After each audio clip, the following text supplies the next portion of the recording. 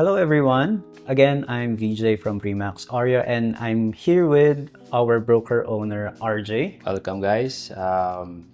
Nagbabalik sa camera. I haven't seen you since siguro mga 4 years ago where we first did our first video about title transfer. And dumami na yung question and pasensya na at ngayon lang na-address yung iba. Ina-address natin yung mga questions ninyo. No? So, I hope we can be of help. Alright, so let's dive in. Siyempre, our first question is the all-important question na sa every video natin, laging sinasabi to. So, the question is, why can't you mention how much does it cost? Okay. Okay, first of all, the properties that we're selling are priced by the owners. Although we suggest sa kanila how much this property would be priced to sell, syempre it's still the right of the owner na ipresyo yung property. So, in fact, yung mga property na, yung presyo ng property na nakalagay dun sa ating description. And by the way, laging nasa description yung presyo ng property. It's always there, guys. You just click on the description, no? But the reason why we don't put it on video is because the price changes. That's it. So if we put a property, for example, at 30 million price, maybe next month it's gonna be 36 or 32, pwedeng mas mababa. So we have to find a way na parang pwede namin baguhin yung presyo once it's updated by the owner. So the only way to do that is put it on the description. That's the main reason why the property prices are there, but it's on the description. It's really hard to, pag sinabi ko na dun sa video, tapos palit yung presyo. Ang hirap i-cut. Ang hirap, hindi kasi sa YouTube kasi, for example, hindi mo na pwedeng i-upload lang siya. We get a lot of hate for that. Yes. Although some of our viewers naman is naiintindihan nila. Yeah. And thank you dun sa mga ibang commenters na sinasabi nila. Guys, nasa description. Sila na yung sumasagot. Yeah. Okay. So this one is, I think this is from our follower from US. So maganda rin tong question na to kasi sabi niya dito, pwede bang bumili ang US citizen na?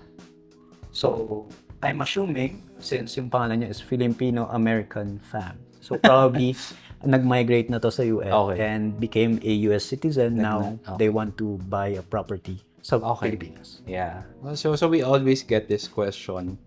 I think we underestimate the ties between Philippines and the US.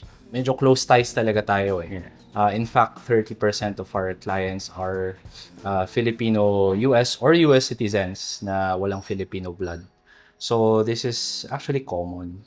Okay, so kung bibili ka ng property and ang ginawa mo is parang nag-US citizen ka na, tapos previously Filipino ka, you can buy a property but limited. So you can buy a condominium. Condominium requires 51% ownership by a Filipino. So, that is the entire condominium. So, pwede. Basta condominium.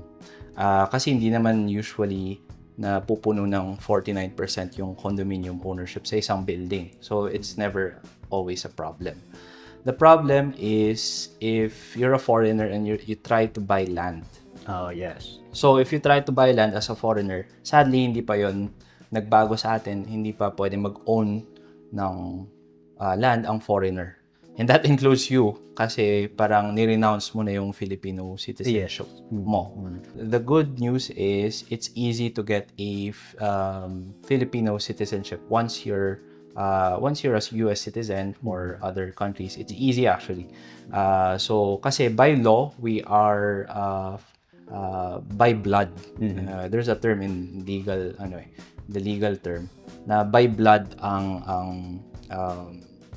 pagka-Filipino. So whether pinanganak ka sa ibang bansa, pwede mo pa rin kunin yung pagka-Filipino mo. As long as you're for example, your parents are Yes. Filipino. If your parents are Filipino or ikaw, 'di ba, pinanganak ka dito, you're Filipino or you have a Filipino blood. 'Yun. Basta matrace mo 'yun, it's actually easy. So, that's the only way to buy lots in the Philippines. For example, for us, a lot of our clients actually foreign spouse. Yan. Okay. So, usually, we have to define kung paano niya asawa. Is it legal? As in, niregister niya yung marriage niyo, whether that be in the US, tapos you registered your marriage here in the Philippines. That means you're a legal spouse. No? So, pag ganon, pwede kayong both nakalagay sa title. Okay lang yun. Oo. So, for example, John Wayne, American, married to Maria Consolacion, Filipina. Pwede yun nasa title. Nakalagay doon, parang nandun yung Filipina and then you're considered as parang one person. Yes. Pero, that doesn't necessarily... Ang daming daming legal nuances nun, to be honest. No? So, it also means na although your ownership of the property is nasa pangalan mo, it doesn't mean na you're the principal. Okay? The law still recognizes na yung Filipino yung may-ari. Pero any move you make, dapat may approval ng foreigner na spouse. Especially in our city, lahat, deed of sale, transfer of tax declaration, kailangan may approval yung spouse na foreigner. So, ang daming nuance. And to be honest, pag ganyan, nire-refer namin sa lawyer. No. Kasi, kasi medyo medyo technical. Yeah, but it can happen in that case. While we're on the topic, kasi most of the time, pag mga gantong kliyente kasi, syempre, they also want to learn about yung ating mortgage, yung kung paano ba yung bank loan. Ayun. I think we can explain that. Perfect example, si Maria Consolacion married to John Wayne. Gusto nilang bumili ng property tapos gumamit ng bank loan. Okay. Actually, we've tried this and the banks recognize yung capacity of the foreign spouse. They recognize. Ibig sabihin, pag bumili kayo property tapos pinakitaan mo siya ng kita ni John Wayne, for example, kapitan siya ng barko. Ganon. Nire-recognize ng bank yun as income. So that means makaka-loan kayo. But the bank will be strict doon sa pangalan ng titulo. Ibig sabihin, dapat once they transfer the property to your name sa bangko, dapat yung specific na pangalan na ibibigay nila. Right. Oo. So pwede. Be careful lang. Antayin nyo yung notice nung bangko kung kanino ipapangalan yung title before transfer. Kasi ganun naman talaga ita-transfer muna, 'di ba, sa pangalan ng buyer before nila i-release yung proceeds, which is a kakaibang process in the Philippines. Pero pwede. Ang mahirap lang is when both are not Filipinos. Yun, ang hirap nun. So one has to be a Filipino. Another instance is in the Philippines, we don't recognize same-sex marriage. Right, yes. Okay? So, what if they are married, same-sex marriage sila sa US, which is legal, no? In the US. Pero dito sa Pilipinas, they don't recognize. Oo. So, pag ganun, ang pinaka nangyayari is, it's a foreigner separate from the individual. Okay. Parang co-ownership lang. Hindi nga co-ownership. Ang ownership talaga dun sa isang spouse, let's say he's Filipino. So, mangyayari dun, hindi siya recognized as a spouse legally. So, parang magiging siya. Parang maglo-loan yung foreigner. Okay. Which some banks, they have a program for foreigners to loan for a property or whatever. Pero, it's a much higher interest loan. And yung collateral mo will not be from the property. So it has to be a separate property collateral Ganun. So parang loan lang talaga siya na parang personal or business loan. Yung collateral mo would be okay lang siya if it's not in the Philippines as long as it's under your name. No, it has to be in the Philippines. It has to be Philippines. They recognize naman yung earnings mo. Again, you have to think like the bank. By the way, they will check your HR. I-check nila. So, yun yung mga usually nagrereklamo yung US clients sa amin. Check nila yung HR kung totoo. So may pagka-privacy problem yon, no? Kasi sa US hindi ginagawa yun. So, yun, pwede yun. Pero yun nga, it's a separate loan. It's like a business or personal loan for a foreigner. Tapos they don't care if you're buying the property. They really don't care. It's more of, can you pay for it? And then, do we have a security that we can anytime kunin if you don't pay. So yun. So marami rin yun. It could be another episode just for bank financing. Actually, that could be baka pwede natin gawin in the future and we can invite someone from the bank para mas clear, no? Sana gusto nila. Okay. Anyway, if you have any more questions about the topic, pwede nang mag-comment sa comment section and we'll try to do it maybe in the next episode. Okay, we'll move on. Sabi niya, hello po, gumawa po ako ng account for LRA para mag-request ng copy of my title. Ang bumalik na message is wala sa database nila. Nabudol po ba ako? We're not laughing dun sa situation mo, by the way. It's just the way you say nabudol the way you say it, so funny. Okay, sige. Ano yung ginawa mong account? 'Di ba? Parang gumawa ba siya ng account to check siguro, no? Kasi gagawa ka ng account to check at certain title. So you remember a title has a number, may number doon. Tapos i-check mo siya sa LRA. You know, mas okay if puntahan mo yung mismong LRA. Alam mo bakit? Kasi meron tayong tinatawag na old titles. Old title. So, hindi siya digital. Meaning, it's an old title na parang siguro binili mo from a person na 8 years old, tapos binigay sa kanya nung 15 years old siya, parang mana, ganun. Tapos, bigla siyang nag-US.